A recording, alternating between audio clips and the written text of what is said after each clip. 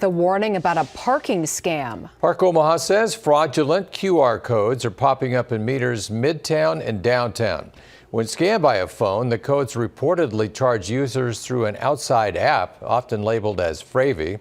Users are immediately charged $50. The codes are reportedly placed above the real codes used by Park Omaha. To keep yourself protected, the Better Business Bureau and the city recommend paying for parking directly through the Park Omaha app or through a multi-space meter.